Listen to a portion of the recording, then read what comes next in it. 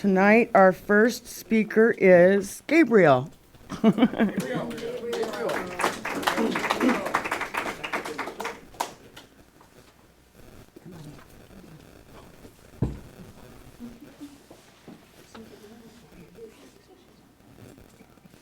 Sorry.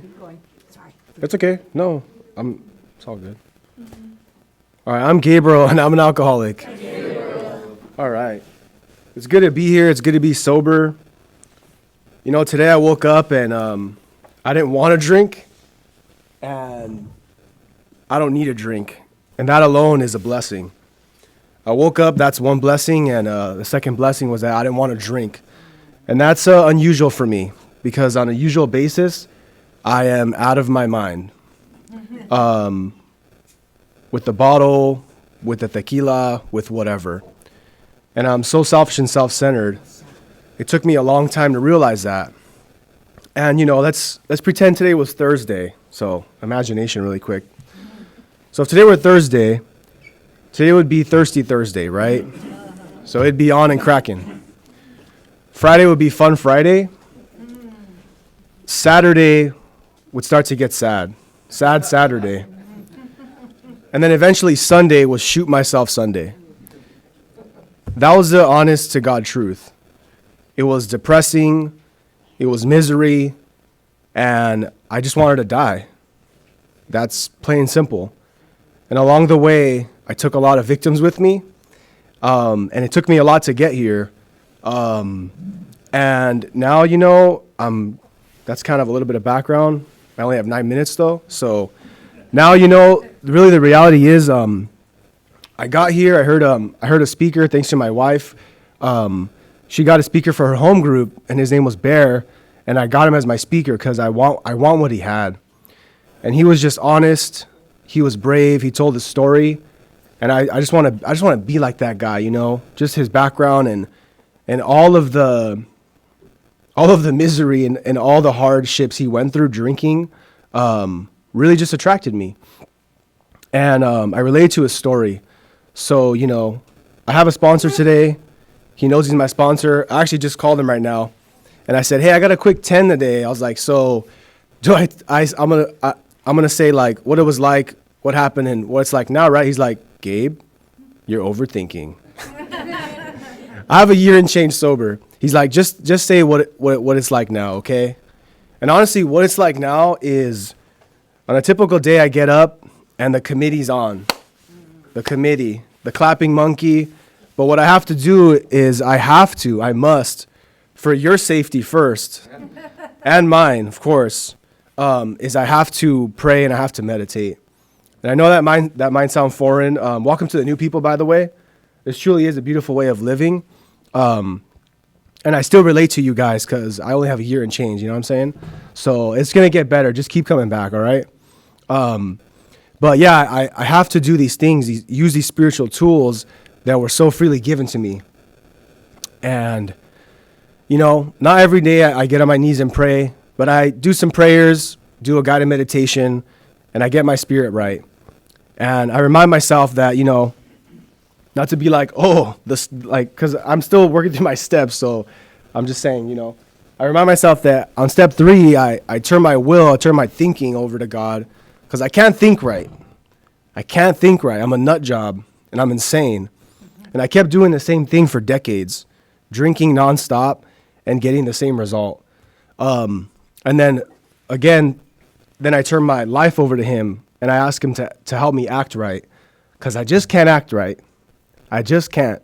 I want it my way all the time, and I want it about me no matter what. And like I said, I take victims, and I hurt others, and I hurt myself. But what it's like now, you know, a few things I have to do. You know, I'm on my way to work, and I do a Zoom men's stag, and I have to do that pretty much Monday through Friday. First of all, I have an hour commute to work, so why not? Like, what else am I gonna do? Just like sit in silence? That's still kind of hard for me at this point in my sobriety to sit in silence. I could probably sit for like 5 minutes. And then before you know it, my mind's like starting to gear up. That engine's going about this and that, and what about this, and oh no, and oh, It's like, no, it's just nonsense. It's pretty much nonsense almost all the time, you know? And, you know, I do this men's stag, and I have to, like I said, I have to do this men's stag because I relate to all these guys, and these guys teach me, and these guys help me just get my spirit right first thing in the morning. So that's for me, you know. I don't know what you need today, but I know what I need, you know. And I'm learning every day. And, you know, I go through my day, and, you know, I start getting, you know, restless, irritable, and discontent when I start having it my way. You know, when I start trying to remember that I actually control this thing when I never did and I never will, you know? And I got to ask God, hey, God, help me bite my tongue, you know? Help me speak right, you know? Help me act right, like I said. And I have a home group. That's the Wilson Park group in Compton, California. And I'm so grateful I landed there because, you know, I'm undisciplined. And, you know, I'm a big baby. I'm a big man child. And going to Compton, you know, their stories of just alcohol being cunning, baffling, and powerful. And every day they just couldn't stop drinking, no matter what. Jails, institutions, whatever. And I'm not comparing and contrasting stories. Thank God I didn't have to go to an institution. I went to jail for like a drunk tank for a DUI, but that was like nothing. No big deals because the next day I started drinking anyway because it's all about me and I got it figured out and I know everything. You know, who are you? What are you talking about? You don't even know me, you know? So that's just how sick I am. And then Thursday nights I have my home group and, you know, my sponsor says, you gotta show up to this home group, man. You have to be of service. And, you know, my sponsor tricked me into being of service. He said at the end of every meeting, clean up. And I said, okay, cool. So at first it was hard. And at first I was like, oh, but, you know, I want to go home and like, I got to go to work and all this stuff. And, you know, now it's like at the end of the meeting, it's been like this for a few months. But at the end of the meeting, they're like, all right, cool. Anyone's going to help Gabe clean up? Go ahead. Gabe, raise your hand. And I'm like, what's up? You know, I'm the cleaner now, you know. But it's a blessing, you know. It's a blessing to be useful today. You know, my wife's... she kind of indirectly got me into the program because, you know, long story short, when we met, I was still drinking, and God bless her soul, because she put up with me. That's a whole nother story. But I came into a few meetings, and I was like, wait, why are you having more fun than I'm having? Like, you're not drinking, I am. Like, no, this is not right. Like, no, I drink to have fun, and I drink to, you know, whatever. But it was all just a well-crafted lie for decades. And that's how I got here. Really was by attraction to the program, attraction to be able to go anywhere, any place, anytime, and not be afraid of like alcohol being around you. You know, I'm still really new. You know, like. We were in Hawaii and the other day for our honeymoon, and thank God for that. And you know, we were in a busy part of town, and like, yeah, I was getting a little freaked out, you know. And I ended up, thank God, Alcoholics Anonymous. I have a Zoom meeting to go to, you know. So wherever I look, Alcoholics Anonymous is there for me. And also a big part of my sobriety is calling another drunk. Calling another drunk has saved me so many times. And not just my sponsor. Like my sponsor, I can call him anytime, and he'll tell me whatever he needs to tell me. It's usually, Gabe, did you pray and meditate today? I said, yes. He's like, well, do it again and call me back. I'm like, okay, fine then, you know. And I do that, and I get centered, and then I talk to my higher power, and I remind myself that, you know, my God today loves me no matter what.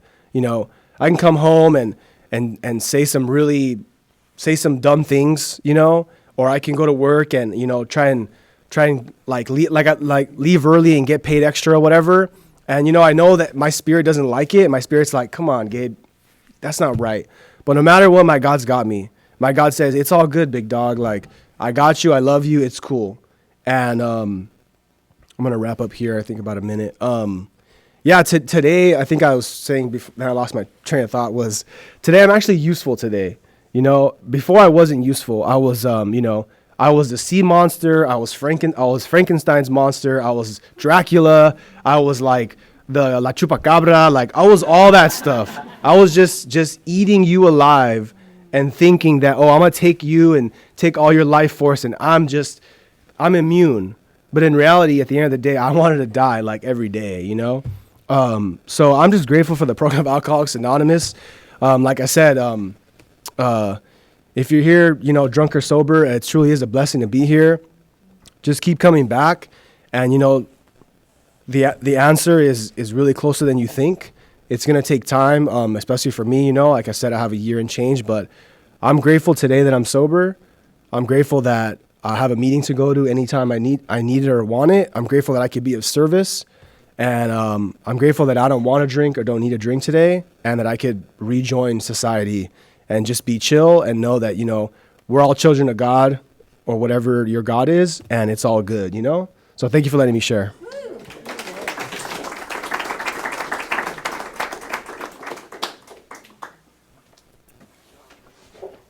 All right. Thank you so much. That was really awesome. Okay, we have literature.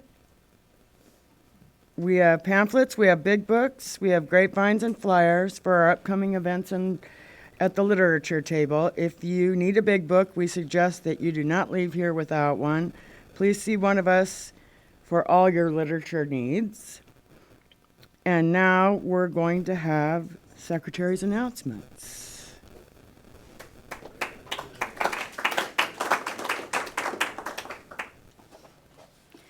Hello, everyone. Let me switch to my sheet over here. Welcome to the Sanctuary Group of Alcoholics Anonymous. That is the name of this meeting, and this meeting is held in this building, which is American Martyrs Catholic Church. My name is Marianne, and I'm an alcoholic and your secretary. Thank you. In naming our meeting Sanctuary, we mean it to be a safe place, a retreat, and a refuge where we can each personally observe the 11th tradition. Standing on a cord. Our group endeavors to provide a safe meeting place for all attendees and encourages each person here to contribute to fostering a secure and welcoming environment in which our meetings take place. Therefore, we ask that the group members and others refrain from any behavior which might compromise another person's safety. This direction comes directly from GSO. Okay, I want to thank the speakers, Gabriel and Michelle. We haven't heard Michelle yet, but Gabriel, awesome. I loved your talk. It was inspiring. And I want to give a special shout out to Irene. She comes and does the kitchen and does all the food for us. She works very hard, and she's one of our helpers. I just wanted to say that because she usually doesn't get thanked. Okay, at the end of the meeting, the speakers will be up here. Please line up to my right to thank them. Another announcement I want to make before I go into the other stuff is that this afternoon when I was picking up bagels for the meeting, I ran into another fellow AA person, and he told me to announce that there is going to be an AA, it's called AA South Bay Roundup, Labor Day weekend. So if anybody wants to check it out, just check it out. Look on your phone, just look up South Bay Roundup. It'll come right up, and it looks like fun. So there's plenty of time to get involved in that. Okay, smoking is not allowed in Manhattan Beach. Therefore, this is a non-smoking meeting. We remind everyone that we are guests at this location and are very lucky to be here. Please respect the no smoking rule. Restrooms are located to my right and up the ramp.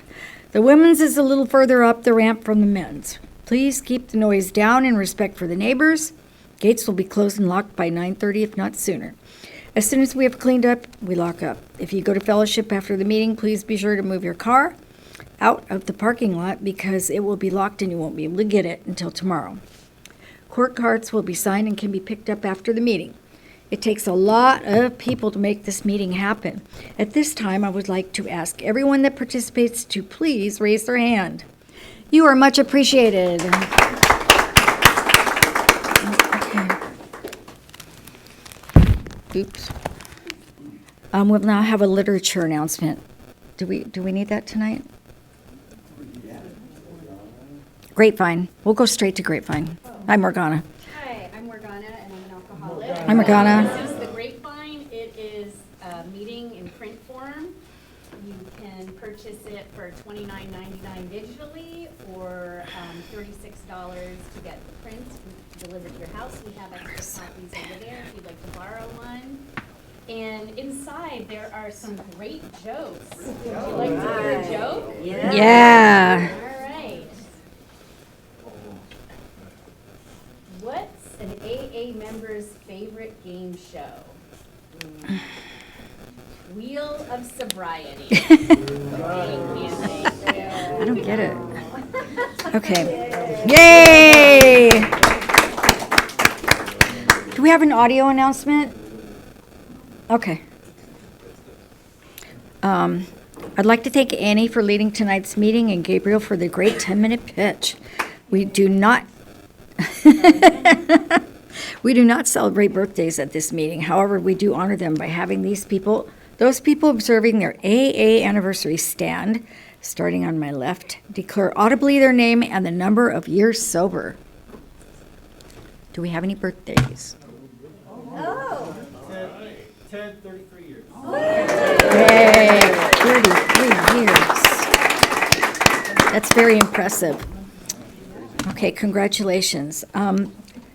It is suggested per the pamphlet, the AA group, that some members celebrate their AA anniversaries by donating a gratitude gift. Some members donate $1 per year of sobriety. This goes directly to general service in New York. You may also donate directly to GSO at aa.org. We would like to welcome the newcomers who identified themselves, and especially those who did not, out-of-town guests and Al-Anons. When you hear the bell at the end of the break, please promptly take your seats. Thank you for allowing me to be of service. We already had our break. Need to change that. Okay. I think it's time for the leader to come back. Confused. Break? Okay, now we take our 10-minute break. Sorry. It's time for our 10-minute break. For experience, strength, and hope with us, please join me in welcoming Michelle from Long Beach.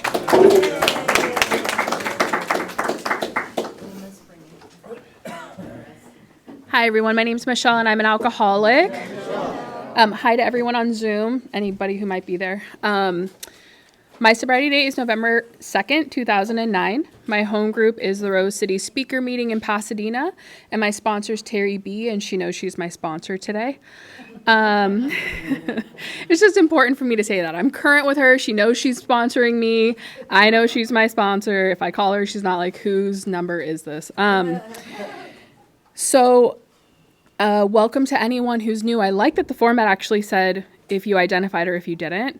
I usually like to say that too, because sometimes it's scary to identify as a newcomer in Alcoholics Anonymous. I want to thank my husband, Gabriel, for speaking for 10 minutes. The only way to trick him to coming to hearing me speak nowadays is to tell him that he's my 10-minute speaker. So, because he's heard me a million times. I kept apologizing. I was like, I'm not going to have any new jokes. It's going to be all the same thing that you've been hearing. But there's a couple things I want to say about Gabe and I, and it's kind of crazy. So I'm going a little bit out of order. It has been weird not only dating a newcomer, but yeah, I mean, it was effective, I'll tell you. Not only dating, but now being married to one is really weird. And a lot of calls to my sponsor. But the one thing that I can say about it that I'm so grateful for is that Alcoholics Anonymous really works. You know, when I'm working with a sponsee, I get to have their call once a day, and I see them at a meeting, or maybe I work some steps with them if I get lucky. But I have watched Gabe every single day get sober. And it has been this really beautiful experience. I'm sorry, I'm definitely a crier. But it's been a really beautiful experience, especially because I can lack on like my prayer and meditation, or I can lack on, even though Terry knows she's my sponsor, I can lack on calling her like every day or whatever these things are. And it's like, I just see Gabe and he's like so on fire for Alcoholics Anonymous, you know? And when he says he prays and meditate, he does. He gets up every single morning, he gets on his knees, he like prays, he meditates, he goes to his men's stag meetings. He's so excited to like meet with the newcomer, you know what I mean? He like wants to give this thing away. And it just like is so exciting to like see someone like come alive in a completely different way.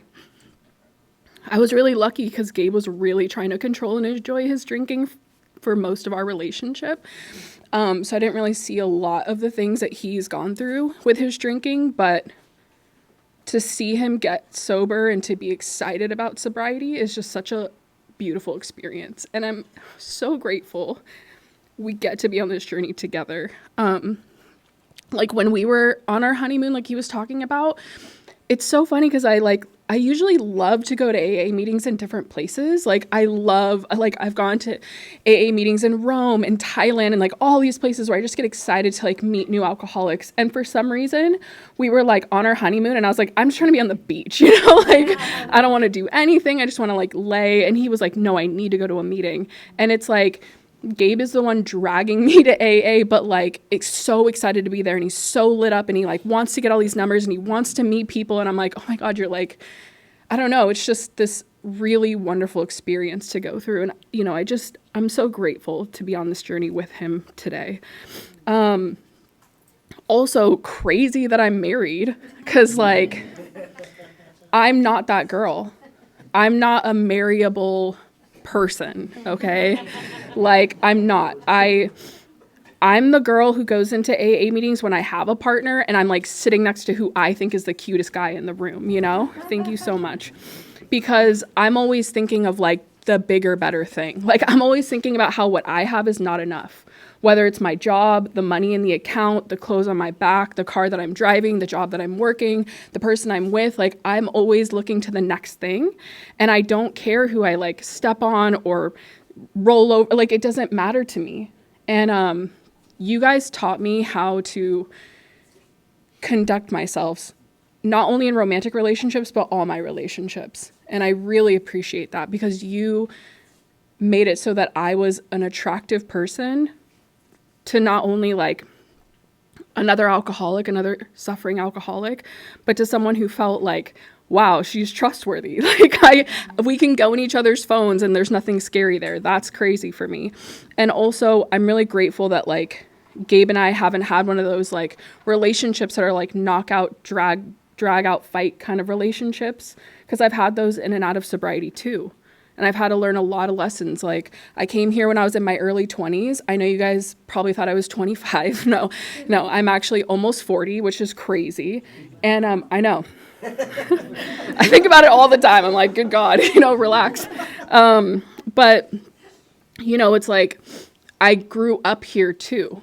I like grew up in AA. So I really just thank you guys for everything you've taught me and every way that you've showed up for me and every way you've taught me how to be the person I get to be today. And my sponsor always says this, the best years are yet to come. And I'm like, dang, it gets better. Like, this is crazy. So, I just wanted to make sure I like acknowledged all of that before I like went into my story. I grew up at like the edge of Ventura County in Moore Park, California. Super nice, quiet little town, filled with Caucasian people, which is fine. I love them. Well, I just say that because my mom's Caucasian, my dad's Guatemalan. And I didn't grow up speaking Spanish, and I didn't grow up with like my culture or anything like that. So it was really interesting. Like the people I looked up to were like Britney Spears and Christina Aguilera. And then my best friends growing up were Ashley, Katie, and Nicole.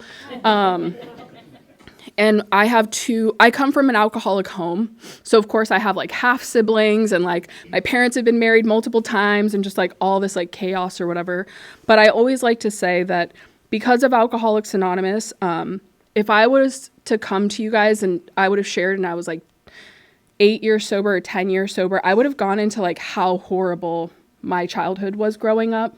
But today I can really share with you all the wonderful ways that I grew up, you know. My mom was a full-blown alcoholic, you know, a functioning alcoholic. She would go to her job every single day. She worked as an accountant, and for all my time growing up, she kept us in this house in Moore Park. And I'm so grateful for that. I don't know how she did it. I really don't, with 4 children, one going in and out of jail and prison. My youngest sister was like in and out of hospitals and institutions, just all this chaos happening. And like I said, multiple marriages, multiple situations going on. And she just kept it together. She never missed a Christmas or a birthday ever. I remember one time we had this, like, me and my sister have really close birthdays. So we did a lot of like shared birthday parties. But I remember one year she did like this science birthday party where they like came and did a bunch of experiments, and we had like all the neighborhood kids at our house, and it was just this big party. And I'm so grateful for who my mom is, and I'm so grateful for her strength. And I always make this joke, but I remember when I was 34 and had like, you know, double-digit sobriety, and if Starbucks had gotten my order wrong, like I was calling my sponsor, you know? I just don't know how she kept it together for so long. And she's absolutely my hero, like my strength. I just love her so much. I told you guys I'm a crier, like a big crier. And my dad was like the weekend dad. And like it's so weird. He always had a stomachache on my weekend. It's crazy that he, you know, I don't know what kind of illness that is, but maybe one of you guys can talk to me about it after the meeting. But when he would come and pick us up, he would like take us to go like mini golfing or go shopping or go to all these places. But the one place we went a lot was Santa Barbara. I think that he liked taking us on that like long drive. And then we would go to the pier and, that restaurant, like Harbor Restaurant, they used to do like banana flambe and stuff. And like we would do that, and we would walk along the beach, and every Sunday they would always have the art walk, and they'd have a bunch of like sellers doing their thing. And when Gabe and I got married, we got married in Santa Barbara. Sorry. It's crazy. Anyways, we got married in Santa Barbara, and he's from Pico, Whittier. Wow, you know, what a difference. And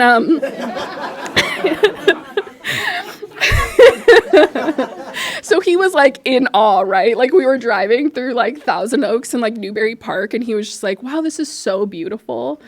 And I just remember telling him like, yeah, this is like where I grew up. Like, I'm so lucky.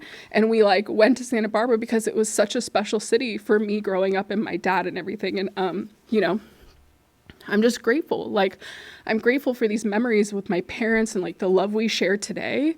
And when I had to go make my amends to my parents, like I did that like formal amends where you sit down with them and you like say what you can do to make it right. And I think my mom said something like, just do the dishes. I don't know. She didn't really get it, which is fine. But when I met Terry, I was like 9.5 years sober, or almost 9 years sober, somewhere around there. And she had me start writing cards to my parents every week. And when I first started writing these cards, I really didn't have much to say. Like, it was kind of awkward for me at first. But as the weeks went on, I started getting more in depth with like what I would say and what was going on with me. And I started filling like both sides of the cards. And I like to say like Trader Joe's $1 cards, 99-cent cards. Cards are so expensive, it's crazy. But I would like stack up on these cards, and I would just send them out to them every week. And one week my dad texted me, and he just said the most random thing. Like, he said something like, sometimes life is just like that. And I had no idea what he was talking about. I'm like, this is just such a random text. But I realized he was responding to something I wrote in a card. And it started this like relationship building with my dad that I had never had before. And 2020, his birthday's in January, so it was like right before COVID. We went out to BJ's restaurant, and I was sitting across from him, and he was getting divorced for the 4th time. And so we're like sitting across from each other, and I was just asking him like, hey Dad, is there anything you regret from your marriage? Or like, you know what I mean? Regret from your marriage or whatever, just having like a conversation. And he said, no, I don't regret anything about that, whatever, with her. But I will say there's only one thing I regret in this life. And I was like, what's that, Dad? And he was like, that you're such a wonderful woman. And I had nothing to do with that. And I was like, And like at that time I was like, had just turned like 9, you know, I had taken this suggestion from my sponsor that wasn't mine. And you guys taught me how to like build these relationships with people. And that's what I mean. Like, thank you for making me marryable, but also thank you for making me a daughter. Thank you for like making me this person I didn't know I wanted to be. Because I love how Gabriel said, like, I'm defiant. You know, like, I want to be the girl in the club. Like, I don't want, you know, I'm like wearing like a dress down to my ankles tonight, guys. Like, that's crazy, you know, that's crazy. That was not me. But here I am sitting in front of my dad after all these years, you know, in my 30s or whatever. And it's like, we're having this very deep conversation and I'm just thinking we're gonna have a pizookie, you know, like that I'm just showing up one more time to celebrate my dad because that's what you guys told me to do no matter what he does or how he is, that my job is to suit up and show up, like no matter what. So and then also like my mom never responded to my cards, but when they started slowing down one day she was like, what happened to my cards? I was like, oh my god. I like didn't even know, you know. And the way my mom showed up for my wedding was just so incredible. I love her so much. So just thank you. Thank you. So I'm growing up in Moore Park. It's funny because we're like in this band room and I grew up like in like a semi-chaotic home or whatever. But the way that I escaped from my home was I joined band. And I played clarinet, and I was in marching band and concert band and jazz band by the time I was in high school. And it wasn't until I was 15 that I had taken my first drink.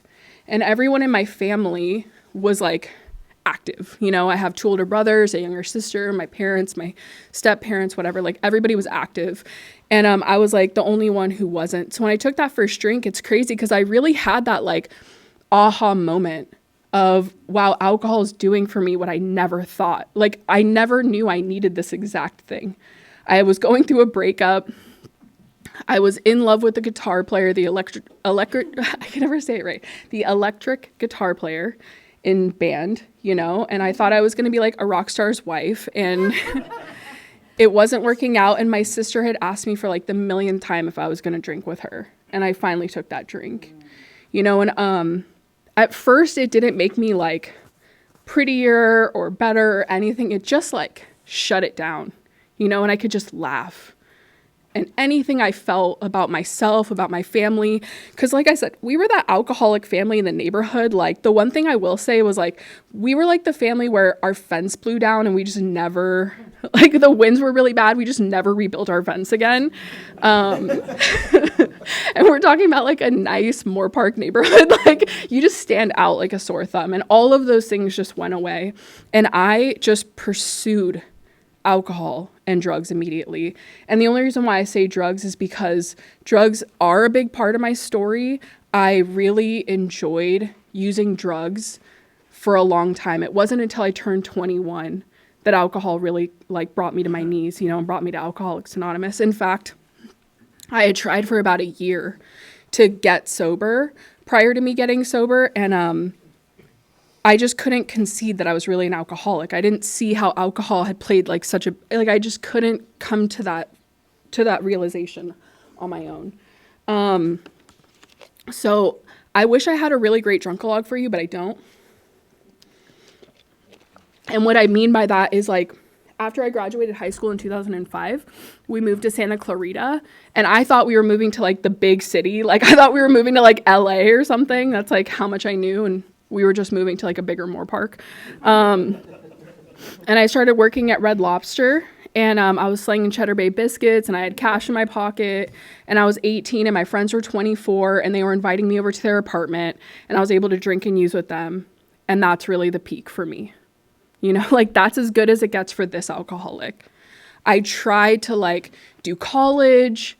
I tried to like go to classes, and I just like, I could easily say like no one taught me about college. No one in my family had gone to college at that point, but I would like sign up for classes and I would not even remember because I was so loaded and I just wouldn't go. And I didn't know that they would flunk you. Like, I didn't know that happened. I just thought that they were like, oh, Michelle, she never showed up. Like, we'll just cross her off the list or something. I didn't really know how school worked. And I remember when I was getting sober and I went back to school and I was like cleaning up the wreckage of school. And I realized I had signed up for an oceanography class in like Valley College or something. And I was like, what was I thinking? Like, what was I thinking I was going to do with that? I have no idea. I didn't even know I did that. But so that was it. The only friends I had at that point were like guys that I was dating and like the guy I was about to date. Those were like and they were usually friends. You know what I mean? She knows what I mean. She knows. And it was just really sad. It was super sad. I never like went to raves. I never did anything cool. I never went to some like giant house party. I never like evaded the cops or like, it was just a really sad existence. And the things that happen to women when they drink and use were happening to me. I really understand today that like Gabe really shared, that I was insane in my drinking. I had this like huge delusion about my drinking. Somewhere I really believed that that's what I wanted to be doing. Somewhere I truly believed I had control over what was happening to me. I thought I was choosing the people I was around. I thought that I was like choosing my circumstances, and that was really not the case. I was just going to the places and being around the people that I knew I could get what I wanted. And by the time I had turned 22, and this is just a fact for me, and I only say this not to make anybody uncomfortable. It's just my truth, and I always want people to understand that like you're not alone. When I share, is that by the time I was 22, I had 3 terminations coming here to Alcoholics Anonymous, and I was just like a lost person. I was very alone, very afraid, and just like Gabe shared, I wanted to die every single day. I thought at 22 years old that like life had nothing to give me. I thought that traveling was for people who were richer or like more beautiful. Like I said, my mom was Caucasian, so I just thought like I'm just going to be white trash, like that was, and I'm just going to be a waitress forever, because somehow I was able to hold on to Red Lobster. You know what I mean? Like through all of this, I could hold on to Red Lobster, and that like everything just came to a screaming halt. My sister had gotten sober in 2008. And so, like I said, I was trying to come to Alcoholics Anonymous and I was trying to like do this thing. But I just couldn't get the sponsor. I couldn't like work the steps. I couldn't concede to my innermost self that I was an alcoholic, and I would go back out there. And I just want to say that thank God for the women's meetings. If you don't go to a stag meeting, I really suggest you do, because for me as like a 21, 22-year-old woman, I wasn't going to hear the things I needed to hear necessarily in a mixed meeting. And I was really grateful that there were women who were like essentially brave enough, right? Sober and well enough to be honest in meetings so that I could identify too. And I remember like, going to the doctor and them asking me like these questions and like saying like lying about the number of drinks I was having a day and like the drugs I was doing and like what was going on. But I just couldn't like, it's like, when you're lying and you're loaded lying to a doctor, like, I don't know. It's just all of these like realizations, and like, I couldn't like run from it anymore when you can't like have enough drinks. I remember like back in the day, there used to be this commercial. It was like a depression commercial. And there was like a guy in a hole, right? And he was like depressed and he was like trying to get out of the hole. And that's what it always felt like. Just always felt like I was just trying to get out of this hole. And all of my memories from that time are also so dark. They're just so dark. They're so grim. And I do want to say that like when I turned 21, the barroom doors opened for me. Like I said, I really liked my drugs or whatever, but I'm also, a kind of a smart person, It's like if I have to like wait for the guy who's gonna give me the stuff at Carl's Jr. and he doesn't show up for an hour and a half, and then I have to like go meet him like at another location, I'm still waiting. When you turn 21, it's like you can go anywhere and get alcohol.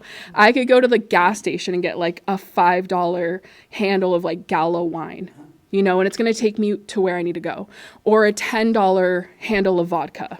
And for me, like I don't want to call myself a low bottom drunk necessarily, but I'm definitely not high. Like I wasn't having like martinis anywhere, you know? I'm okay with like the cheap vodka because it's going to take me where I need to go. I'm okay with like the 40s of Mickey's because somehow I don't know, whatever. I'm such a weirdo. So, it's like alcohol started doing these things and I was like a blackout drinker from the very beginning. I would like go to places and like, you never knew who you were going to get. Were you going to get like the angry Michelle, the like crying Michelle? Was I going to like try to make out with you or the bouncer or your friend? Was I like trying to pee in the street because I like did that? I don't know why I thought that was cool. Like, am I going to like puke in your car? Like, it's just, there's so many versions of me and I can't control it either. So it's like alcohol just ultimately brought me to my knees. And I remember coming here and it was after Halloween because like I said, I got sober November 2nd and that was Halloween weekend. And that Monday I went to Rafters at Santa Clarita. And also, if y'all know Rafters, I know there's a few people I can tell who have a little bit of time in here. Rafters is losing their hall. So if y'all know any Rafters folks, like definitely reach out to them. It's always hard. Rafters was such a staple. But I went to Rafters, and at that time on Monday, they used to have a women's stag and a men's stag at noon. And I remember going to the women's stag, and I don't even remember what anyone said, and I really didn't think I was even going to stay sober. And I was afraid to tell my sister, who already had a little over a year sober, and also on fire for Alcoholics Anonymous, that I was trying to get sober one more time. So I just thought I was going to like disappoint her. I mean, I didn't know how to be sober. And I like what Gabe said about like that you guys were so attractive. You shared about these things. And I love that we say we, laugh at our tragedies and we cry at our victories here. And it's like, you guys just were so like, I wanted to be like you, I just didn't know how. And this whole like God thing, like I'll get to that in a minute. That was super scary for me too. So I get here and like, I remember I was 2 weeks sober and I asked this woman to sponsor me and she was from Palmdale. So, she had a really crazy story. And I just thought like, if I have to tell my fourth or fifth step to anybody, it's going to be her. And I tried to like drive from Santa Clarita to Palmdale once a week to meet with her at that time. And I remember driving like up the 14 and I was just like, oh my God, this is so stupid. But you guys told me if I just put like half the zeal into my sobriety that I did my drinking, I could stay. And I used to drive to Palmdale all the time to get loaded. That was like not even a problem for me. After like a few months, I ended up getting a local sponsor and I'm just so grateful to the service portion of Alcoholics Anonymous. I'm so lucky that there are people who've come long before me and who are willing to do this thing, because the fact that that woman sat with me and she loved me enough to help me get sober is something I can like never repay back to Alcoholics Anonymous ever. When I went to do my like second step and like have a God of my understanding or whatever, I did not grow up with a religious upbringing at all. We had more of like a Christmas and Easter kind of God. And my mom would like pray every once in a while or something. But there was this Christian family in the neighborhood. So just like Caucasian people, I love Christian people. There's no problem there. But it was just my experience. I went with them to this play. And I think I said it, but I was in 4th grade or 6th grade or something like that. And I'm sitting at this play and there's a scene and there's like these two guys and they're construction workers and they're sitting next to each other. And it's like, Bill, are you in the book of life? And he's like, no, I'm not in the book of life. And then the other guy's like, let's just pray for you really quick. And so they pray and then they accidentally fall off the wall and they like die and they go to the gates of heaven. And the guy's standing at the gate and he's like, oh yeah, let me look in here. Okay, Bill, yeah, your name's in here. Like, welcome to heaven. And the next scene is like these two women and they're sitting in a car and they're like, Jill, are you in the book of life? And Jill's like, no, I'm not, but I'm a good person. I just don't really believe in all that religious stuff or whatever. And they're like, okay. And they get into a car accident and they end up at the gates of heaven and they're looking for Jill's name and it's not in there. And so the devil comes out and like takes Jill to hell, right? And I'm just like sitting there like a young person. And they're like, if anybody wants to come up to the front right now and we'll pray for you so you can be in the book of life, like, come up. And I just, like, beelined it to the front, you know, like, I was so scared. I was so scared. And I went home and I was like, Mom, are you in the book of life? Is Grandma in the book of life? I swear to God, I was like, is our dog Roxy in the book of life? Like, I just can't know the secret about the book of life and go to heaven by myself. And it immediately struck this, like, fear of a higher power in me. And all those things that I told you guys about, I really felt, and I had gotten prayed for, right? And I thought, like, coming here at 22, that if there was a God, that God had taken a really fat Sharpie and scratched my name out of the book of life, like, a long time ago. And that how could God love someone like me? And you guys now are saying that my only way to stay sober is to, like, believe in God. And I was like, okay, you know, what ritual are we going to do? How many times do I need to be dunked? Like, what's going on here? And you guys made it super easy. My sponsor had a piece of paper and she wanted me to write down, she, like, folded the paper in half, and on one side of the paper, she wrote down everything I thought God, or she asked me to write down everything I thought God was. And so it was all those things I just told you guys about. And then on the other side, she asked me to write down everything I wanted God to be. And at that time, the best that I could come up with was, like, happy tears, my best friend, rainbows and butterflies. And she, like, tore the two lists from each other, and she tore up what I thought God was, and she handed me, she's like, this can be your God today, and handed me the lists that I had made. And I'm just so thankful for, like, all the literature and everything we talk about when it comes to this idea of God. Because I love how the 12 and 12 says the hoop we have to jump through is a lot larger than we think. You know, and when I say God in the rooms of Alcoholics Anonymous, somebody said this such a long time ago and I never forgot it. It's like saying the word puppy. Everyone thinks of something different. You know, mine's a Cocker Spaniel, Gabe's is a Dalmatian. You know, we have, like, German Shepherds out there. Like, everybody has their conception of God, and I'm so grateful for that here in Alcoholics Anonymous. And the last thing I want to say is I had gone to this roundup, this AA roundup, when I was, like, really newly sober. And at that time, there was a gentleman there who had, like, a bunch of AA cards that had sayings from the big book. And he had them face down. And he asked, like, if you came in, you got to pick your card, but you didn't know what it was. Oh, bless you. And when I flipped it over, mine said, deep down in every man, woman, and child is the fundamental idea of God. And I was like, this is a stupid card. Like, I want a different one, you know, because I want a cooler card. But when I really look and be honest with myself, even when I was on mushrooms, right, I was looking at the sky thinking I was connecting with God. Even when I was a kid, I was, like, wishing to a God I didn't know that my parents could get back together, or that they would take away my mustache. I don't know. You know what I mean? It was like, I was always thinking, and, like, I remember when I was, like, 18-ish, I did go to a local church and I tried to get baptized. You know, like, it's just like a part of me always wanted to have a relationship with something bigger than myself. I just didn't know how to have it. And you guys taught me how to do that here. And in a really simple way that was easy for me, like, little bites that I could chew on so I could get to where I'm at. Today, I truly, truly believe that God's got it. You know, like, there are things that have happened in my life that I can't even explain, have worked out way better than I could have ever wanted it to. I talked about a few amends already. I just want to check in. I still have 10 minutes? Yes, we have 14. Okay, cool. Great. Thank you. Okay. So I can talk about it a little bit more. I was really afraid to do my 4th and 5th step. Like, I was really afraid to do that.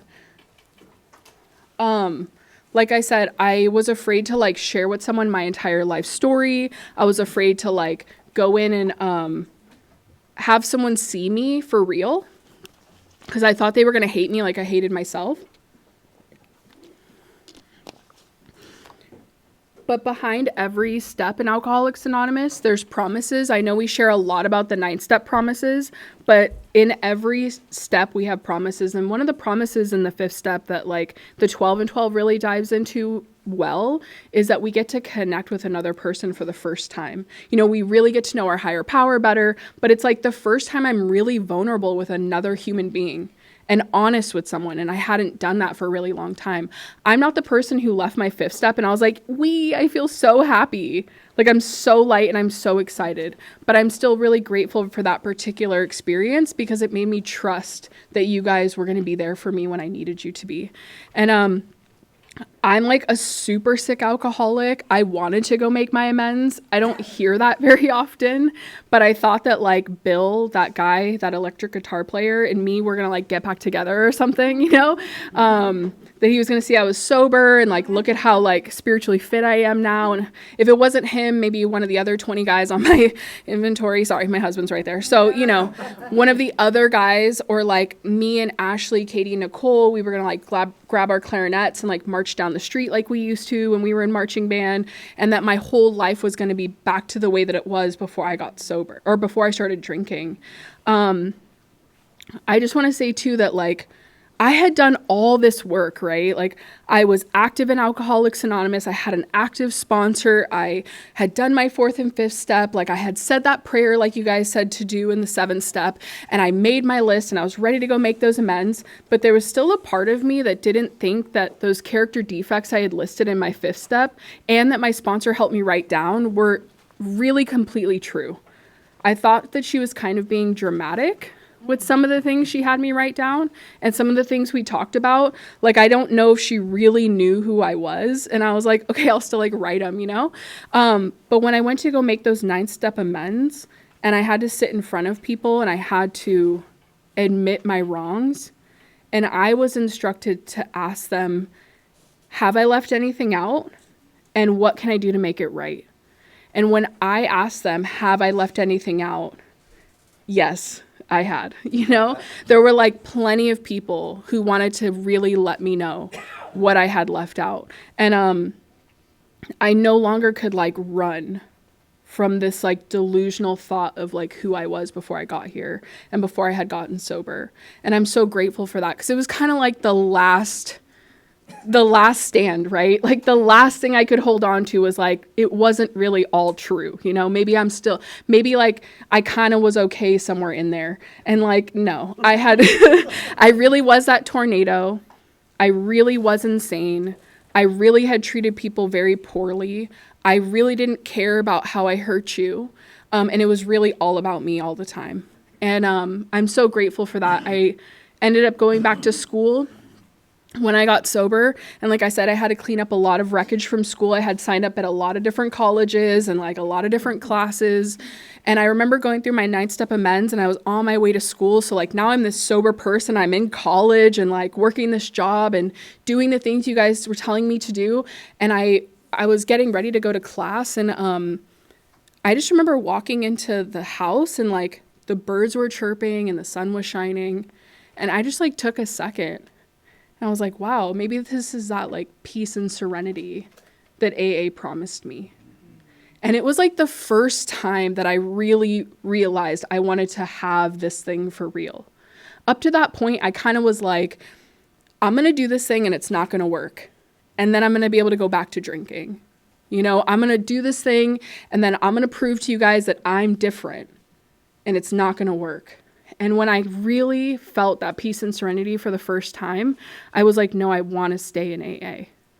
And a lot of really incredible things have happened for me since I've been here.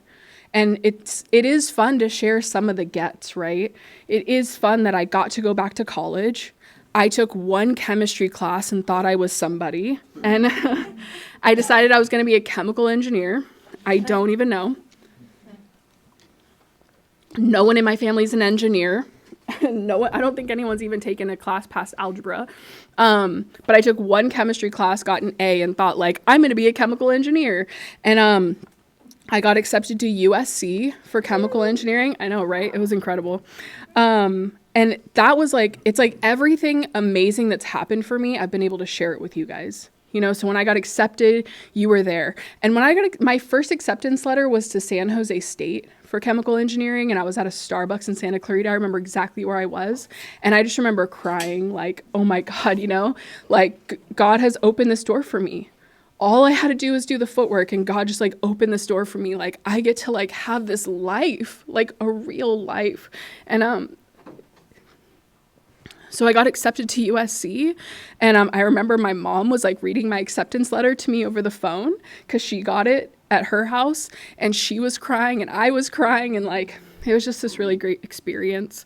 And I remember being at like the football games, and this was obviously pre-COVID, so there was like 90,000 people in the student section, and people are cheering and like all excited, and I'm standing there, and that was like a spiritual experience in itself, where I was like, a girl like me is here at USC, and I'm like doing these chants, and like, you know, I'm not the sharpest tool in the shed, but C's get degrees, you know what I mean? Like, they do.